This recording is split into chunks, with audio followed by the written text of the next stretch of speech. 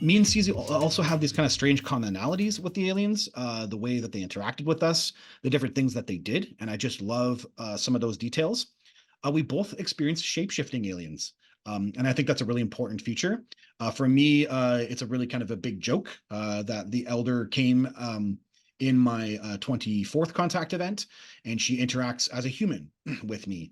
And by the way, presently in telepathy, she will, and in dreams I've had, she comes as a human and that human form that I experienced in the 24th contact event. So she still uses this form, even though I haven't seen its physical in the planet since. But I also saw her do it on craft as well too. So she really kind of has this role that she plays where it's kind of shape shifting, and it seems to be always have a kind of a purpose to it. And very importantly, Suzy herself also experiences the alien. And you gave me this image, Suzy, and I'm actually, if you can explain this image, that would be great. Yes, I was being told about the dual soul and given more information about it, and I was told that this is the first time they have done this on planet Earth, where they've combined the soul of the well, we might call it the human soul, but it's a universal soul incarnating in a human form, combined with one of their grey consciousnesses. And they said they've done it before between species, and the grey showed me that he could move between the two species, and he actually showed me the form of the two of them merging and morphing together so that I could understand that this was something they had a real control over, and that he could actually swap between the two consciousnesses and use the skills of the differing species in whatever he was doing. That was quite a stunning thing to watch. Yeah, fascinating.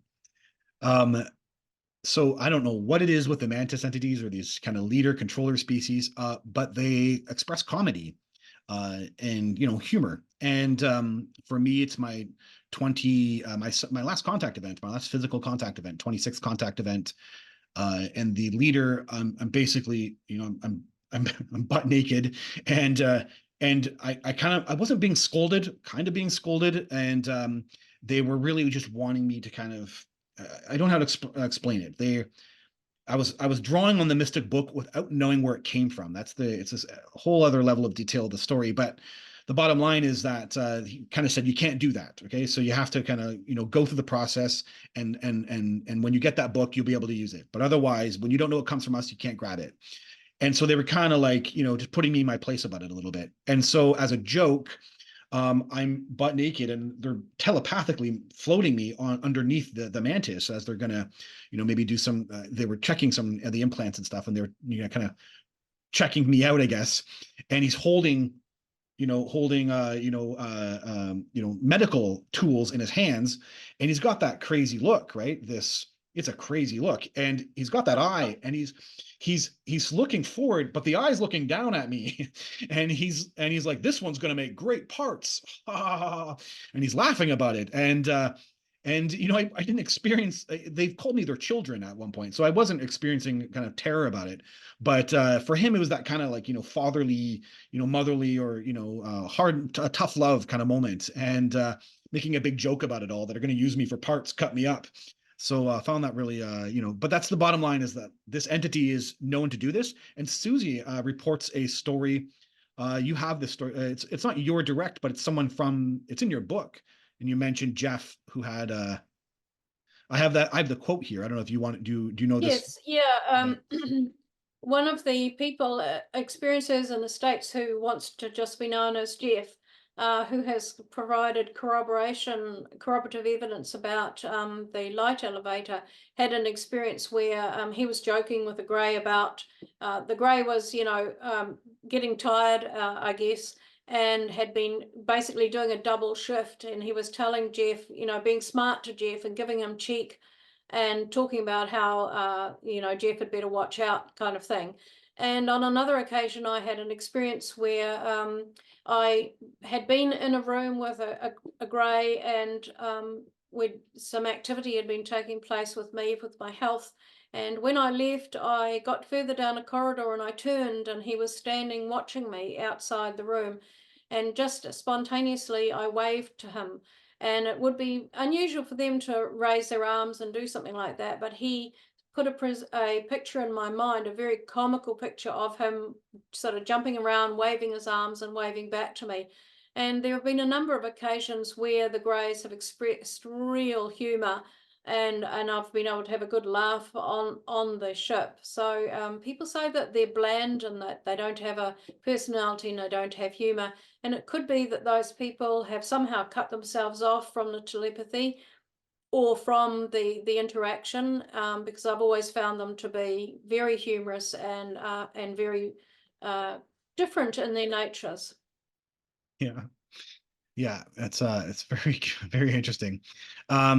So maybe I'll brush over some of these points, but I really want to just to kind of keep this moving a little bit. We both have grays that work with humanoids, and there's kind of a mythology actually that grays are this kind of really isolated species. I think I've even heard some people say, they're the rebels of the Federation, and they're the dark ones, and there's these humanoids who are trying to save us from the grays, and it's this kind of battle that goes on that we can't see, but apparently it happens, and but I don't have that experience. And some of the bigger, contactees don't have those experiences. Whitley Strieber witnessed humanoids with grays.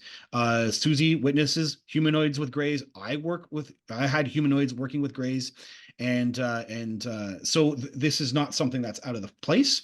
And what it shows as well too is that aside from the human species, these entities work together, and they kind of come together when need to regarding whatever program or whatever they're trying to achieve. And I just found that really was an interesting feature to our contact events. And a kind of a weird, interesting connecting twist. Humanoids are the first to guide both me and Suzy driving their crafts.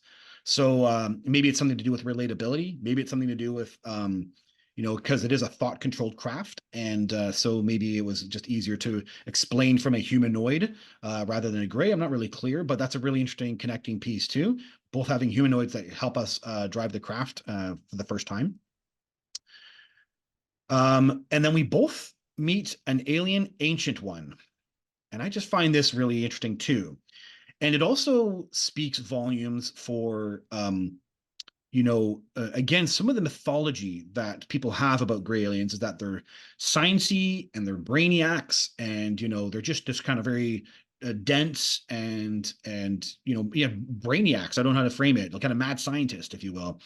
And that's not the grays that I know. And I know that that's not the gray Suzy knows. And what it means when you have this kind of idea that there's an elder species, an elder kind of both me and Suzy, either like I witnessed it from the leader, and then she witnessed it as well too, that the grays revere, have reverence, have sacredness for these more ancient of elders of their own societies. And that says lots, because what it says is that the aliens have a form of spirituality, have a form of mysticism. Then they have some of that relatability that we can understand. Mysticism, sacredness, reverence, and as a having Vedic background, trained in Vedic, that's bhakti. So that's the thing we call bhakti, which is reverence, devotion, spirit. It's that kind of thing where you give yourself, if you will, in a kind of a religious fervor, not to scare people, because I know that actually that those words, people don't like that, but to kind of to love, in the sense that you're kind of accepting this reverence. You're having reverence for this higher sacred wisdom. And the grays obviously has something going on like that, and that's something that's very relatable to humans. Maybe not all society, but we definitely have that in our society. And so yeah, I just found this really neat that we both had an experience like this. And so mine was called the Alien Ancient One. Suzy, do you want to add anything to this? Yes, I called them the ancient ones. The Greys explained them in my understanding. Being a person who's interested in plants, I know about the rootstock that you can graft other plants onto, and he described these ancient ones as the rootstock. They are maintained, shall we say, revered, and they live a very long life. And their genetics appears in many of the new species that the greys create. So they are very revered. Some of them only turn up at certain lectures. They are very rarely seen by the majority of humans who go on the craft, and they are seen under certain circumstances. And I can give a quick example. I've got a chapter in my book called The Test, and when we were humans taken into a room, 16 of us, and then greys came in. There were quite a lot of them. But when the Ancient One came into the room, the whole atmosphere changed to one of like happiness and expectation, and just being relaxed, to one of reverence. The whole all the greys in the room, their being, their way they conveyed anything, or the way that they emanated anything at that point in time, changed once that ancient grey came and went up to the front to conduct the test. So it's very interesting that this concept of reverence for them. Yeah. Yeah. Very cool.